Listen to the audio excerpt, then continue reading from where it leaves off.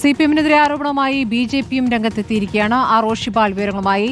റോഷിപാൽ, ഇപ്പോൾ മുഖ്യ തെരഞ്ഞെടുപ്പ് ഓഫീസറുടെ നടപടിക്കെതിരെയാണ്, SIR നടപടിക്രമങ്ങൾ ഇപ്പോൾ നടത്തുന്നതിനെതിരെയാണ് പ്രതിഷേധം രാഷ്ട്രീയ പാർട്ടികൾ നടത്തുന്നെങ്കിലും അനീഷിന്റെ ആത്മഹത്യയിൽ CPM-നും പങ്കുണ്ട് എന്നാണ് കോൺഗ്രസ് ആരോപിക്കുന്നത്. ഈ ആരോപണ പ്രത്യാരോപണങ്ങൾ എങ്ങനെ പോകുന്നു? എന്ത് തെളിവാണ് കോൺഗ്രസിന്റെ പക്കലുള്ളത്? സ്മൃതി, അനീഷിന്റെ ആത്മഹത്യയുമായി ബന്ധപ്പെട്ട അതീവ ഗുരുതരമായ ആരോപണങ്ങൾ കോൺഗ്രസ് നേതൃത്വം ഇതിനോടകം ഉയർത്തിക്കഴിഞ്ഞു. അനീഷിനെ CPM നേതൃത്വം ഭീഷണിപ്പെടുത്തിയെന്നാണ് പ്രധാന ആരോപണം. ഇത് സംബന്ധിച്ച ഒരു പ്രധാനപ്പെട്ട ഓഡിയോ ടേപ്പ് കോൺഗ്രസ് നേതൃത്വത്തിന്റെ കൈവശമുണ്ടെന്നാണ് അറിയുന്നത്. ഈ ഓഡിയോ ടേപ്പ് ഏറെ വൈകാതെ പുറത്തുവിടുമെന്ന് കോൺഗ്രസ് നേതാക്കളൊക്കെ വ്യക്തമാക്കുന്നുണ്ട്.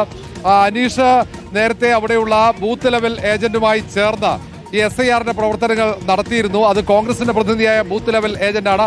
ആ ബൂത്ത് ലെവൽ ഏജന്റുമായി നടത്തിയ പ്രവർത്തനങ്ങൾക്കെതിരെയാണ് CPM-ന്റെ ഭീഷണി വന്നതെന്ന് കോൺഗ്രസ് നേതാക്കൾ പറയുന്നു. ഏതായാലും ആ ആരോപണങ്ങൾക്ക് ചൂടുപിടിക്കുന്നുണ്ട്. BJP-യും സമാനമായി തന്നെ കോൺഗ്രസ് ഉയർത്തിയ ആരോപണങ്ങൾ ഉയർത്തുന്നുണ്ട്.